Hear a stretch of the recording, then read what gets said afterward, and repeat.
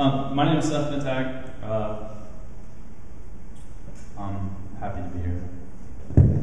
And first, I'm probably going to do the long drawn out who am I, where do I come from thing. So, sorry.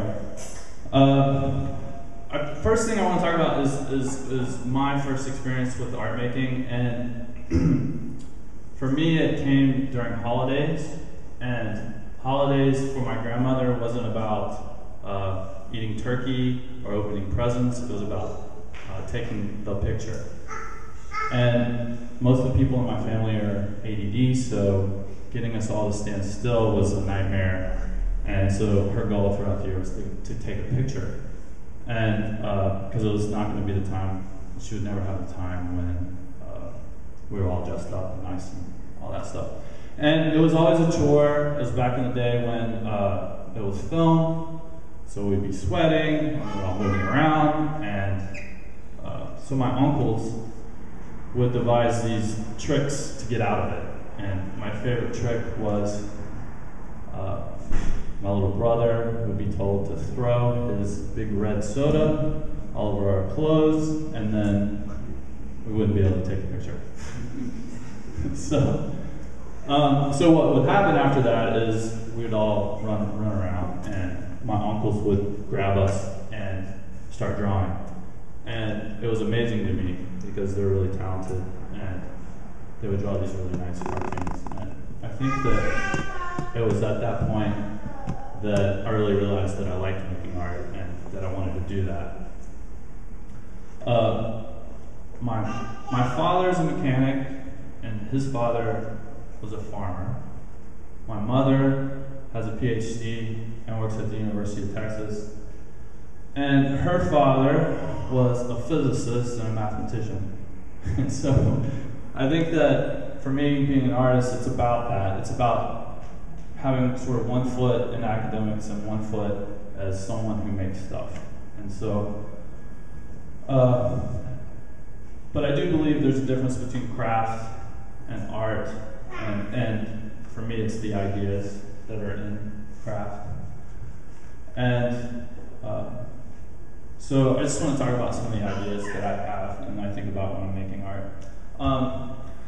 This is work that I started right out of grad school, and I was thinking a lot about toys and how they're simultaneously like the most frivolous things we have, and then also the most essential. There's not really any culture that doesn't have toys. Psychologists talk about how much children learn from toys, and I think that like anything that's made by a culture, there's lots of ideas that you can extract from them. What I like is when you have things like Barbie dolls and people who are thinking about how they are unrealistic for young girls to see because they have these ideas about what an unattainable body might be. I like thinking about G.I. Joes that might be causing violence amongst kids, or Grand Theft Auto with prostitution, all those things. So what I wanted to do was make some toy-like things that reflected what it was like for me as a boy growing up, and thinking about what it meant to be like a man. And I had my father, who was a real manly man. He was a hunter, and so I made this coloring book. And you see there's crayons, and the crayons are shotgun shells. And they're what I did was I took photographs from when I was a little kid, and then just made coloring book images of them. And there's my dad, and there's me with my first beer. Not much has changed. I still drink beer. Hunting again was a big thing. I'm glad you're laughing. After I made those, I decided that it'd be a good idea to make stuffed animals too. And this is a pig, obviously.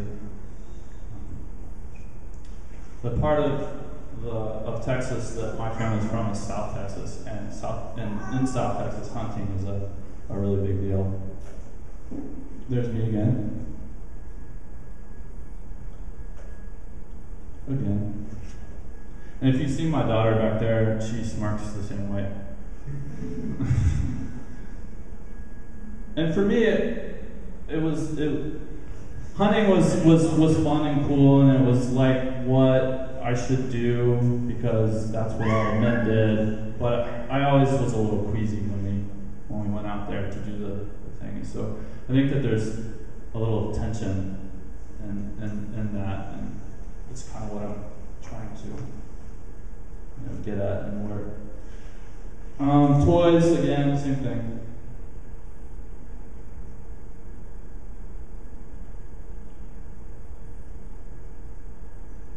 Another thing that we used to do a lot, and I'm sure a lot of people do this too, but we mixed our toy sets a lot. We didn't really ever have things that stayed together. We just dumped the toy box out and started playing. So in making these things, I started to get away from just having a coloring book, and then started thinking about having things that were mixed up. Another kind of idea that I'm interested in my work is violence, and not necessarily just the violence that you see, but also what kind of things cause or are behind the violence. I think that too many times it's easy for us to just focus in on the act of violence and not think about what would drive the person to commit those things. So this is like a little play set.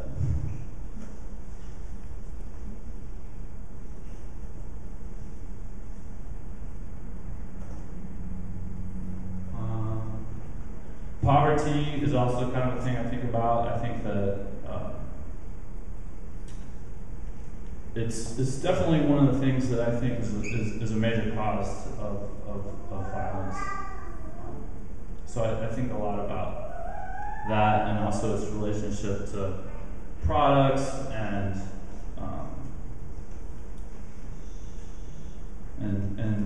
again, it's just the same theme of thinking about what a toy would be like. And again, I just remember there was this Sears wish book thing, right? I don't know if you guys ever had this, but you would flip through, and there would be like the latest toy that you would like to buy or whatever. And I always thought when I was younger that it was kind of JV, like it was too PG. And so again, I think that I wanted to kind of correct that in a way. Also, at this time, I was experimenting with the idea of taking a photograph of these as props. So here's like a pickup truck sort of idea. And when I was a kid, it was not a very big deal to see my dad or anybody else drinking and driving. I didn't sit in a car seat either. Hold my beer. Or no, I learned my first lesson was never hand the driver an unopened beer. Also, simultaneously, I was thinking about sort of self-help books. So these are some self-help books, and in my mind, self-help books are always kind of a little funny. They have clever names like you can't change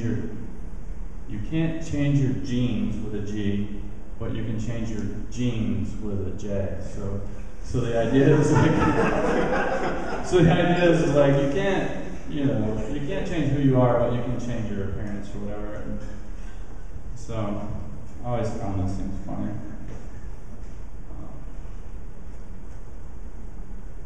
So again, the idea of mixing toy sets. I make all these things, ideas of masculinity. There's another sort of thing that happens when you live near the border, you hear about what happens in Boys Town, and there's some really crazy things. This is a little piece about that.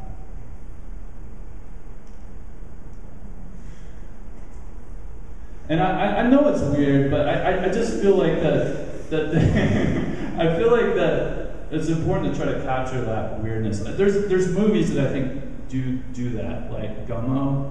I don't know if you guys ever seen that.